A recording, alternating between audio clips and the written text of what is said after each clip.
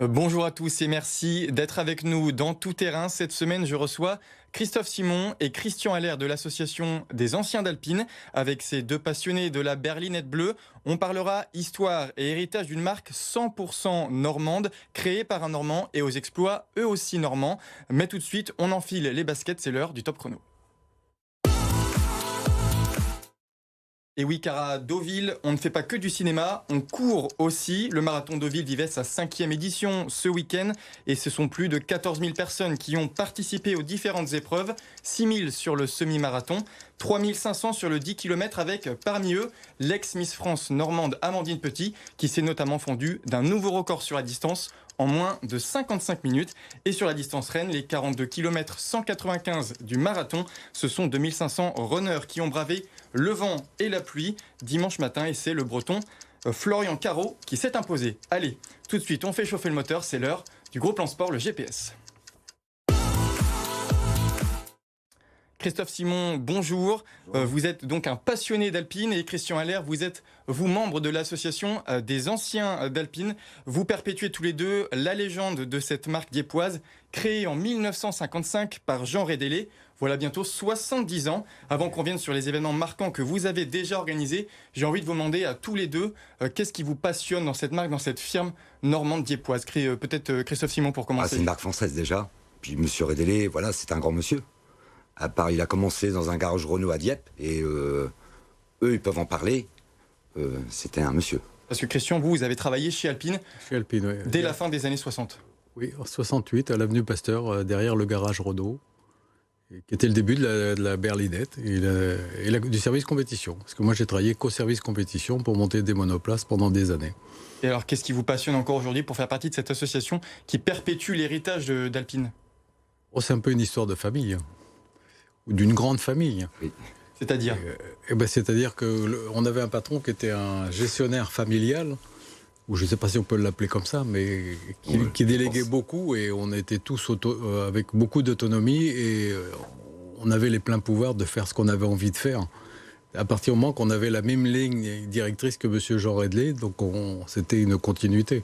Et il ne nous a jamais fait de reproches verbales directement. Donc Il faisait confiance. Il faisait confiance, donc une opportunité. Moi, je suis arrivé chez Alpine, j'avais pas 18 ans, donc j'ai fait Le Mans, j'avais pas 18 ans. Et l'an dernier, Christophe Simon, vous avez, perpétué une grande page de l'histoire d'Alpine en fêtant les 50 ans de la victoire d'un pilote normand, Jean-Luc Terrier, Voilà. qui vient du Pays de Bray, en Seine-Maritime. Les 70 ans de la victoire au championnat du monde des rallyes en 1973. C'était important de commémorer cette date. Est-ce qu'elle est très importante dans l'histoire d'Alpine ? Oui, parce que en 73, il y avait le titre de la marque. Le titre pilote n'existait pas. Non. Ça a passé en 77, Oui. c'est ça 77, et si le titre pilote, il existe en 73, le premier pilote qui a été champion du monde, c'était notre ami Jean-Luc Terrier. Tout à fait.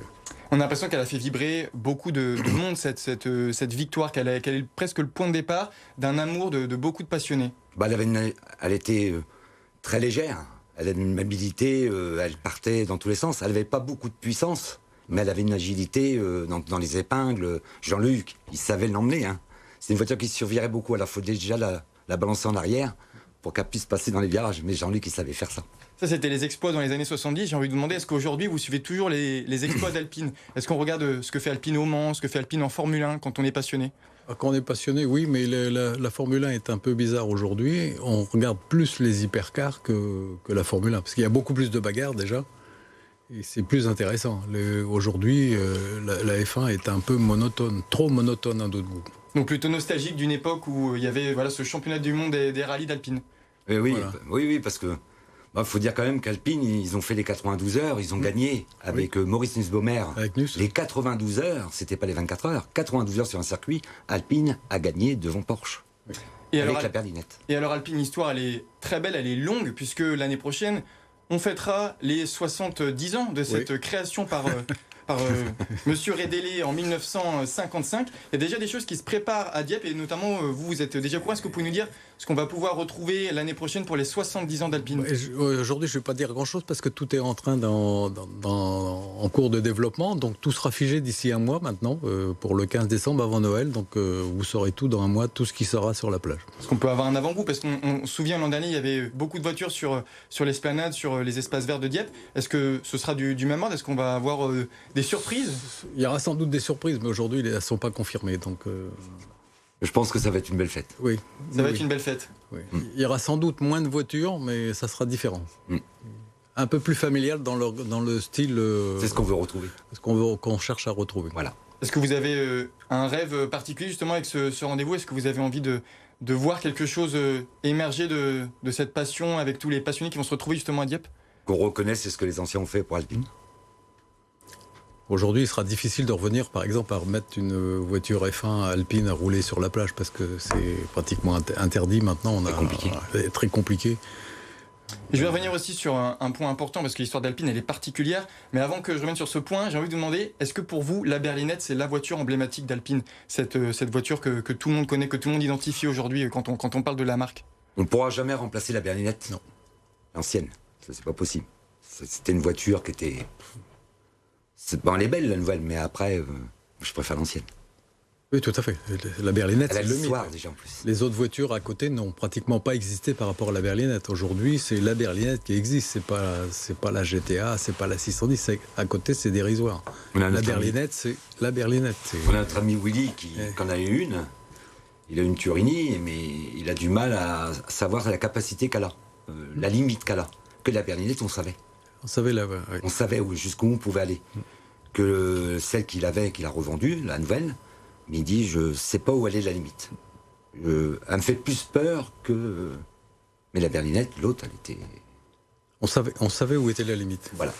Mais si je parle donc de cette histoire particulière, c'est parce qu'Alpine, elle a quand même connu cette marque, un trou, à partir de 1995 et jusqu'en 2012, parce que 20 ans d'inactivité avant de retrouver son siège à Dieppe, son activité à Dieppe. Comment vous l'avez vécu ce retour, vous en tant que passionné, ce retour d'Alpine aux sources à Dieppe, de voir se recréer une voiture Alpine alors que ça faisait 20 ans qu'il n'avait plus finalement? Alors je vais peut-être être un peu sévère, mais il faut remercier M. Tavares du projet. Qui est M. Tavares? Le PDG du groupe Stellantis, Peugeot, qui était directeur, le second de Carlos Ghosn, et qui a fait démarrer le projet. Et dans l'entité Renault, personne n'y croyait, sauf lui. C'est avec une petite entité qu'il avait créée. Donc après, il est parti pour autre chose, mais on doit la nouvelle Alpine à cet homme-là. À cet homme-là.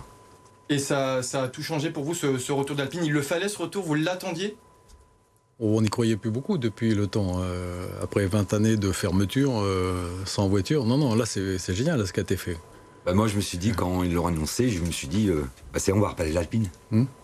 Oui. Et justement, en parlant, on va reparler d'Alpine. On va en parler très bientôt d'Alpine parce que mais le 30 novembre prochain, aux Grandes Ventes, vous allez organiser des baptêmes en voiture Alpine pour le Téléthon. Est-ce que vous pouvez nous dire un mot sur cet événement? C'est à la fois un moment pour rassembler des fonds, je suppose, mais aussi pour partager votre passion au plus grand nombre? De faire partager ceux qui aiment la marque, qui n'ont pas l'occasion de monter dans une Alpine. Là, ça sera l'occasion de pouvoir rouler. Le baptême est à 5 €, une vingtaine de minutes de roulage. Ils pourront monter sur toute une gamme, Renault Sport, les nouvelles, les anciennes, les A310. Voilà, ils ont le choix de pouvoir rouler qu'ils n'auront peut-être pas la chance d'en acheter une, mais au moins ils pourront monter. Et ça, c'est rendez-vous aux Grandes Ventes à partir de 10h le 30 novembre prochain. C'est en Seine-Maritime, les Grandes Ventes. Je précise. Merci beaucoup à tous les deux. Je remercie surtout Monsieur le maire Nicolas Bertrand de nous recevoir pour l'événement du Téléthon pour les baptêmes d'Alpine. J'espère qu'il aura entendu ce message. Merci beaucoup à tous les deux d'avoir été sur notre plateau. Merci. Et tout de suite, on passe à l'agenda. Equisen fait son grand retour au Parc Expo de Rouen à partir de jeudi. Il s'agit de l'un des plus grands événements d'équitation indoor. En plus d'un salon dédié à l'univers du cheval, il y aura plusieurs concours d'envergure qui seront organisés avec samedi un cross indoor avec certains des obstacles qui ont été utilisés pendant les Jeux Olympiques à Versailles notamment. Et le Grand Prix 4 étoiles dimanche de la région Normandie. Un grand rendez-vous avec notamment plusieurs champions olympiques qui seront de la partie. Ce sera le cas de de Karim Lagouag. Merci à tous de nous avoir suivis dans Tout Terrain. Moi, je vous dis à la semaine prochaine et tout de suite, l'information continue sur BFM Normandie.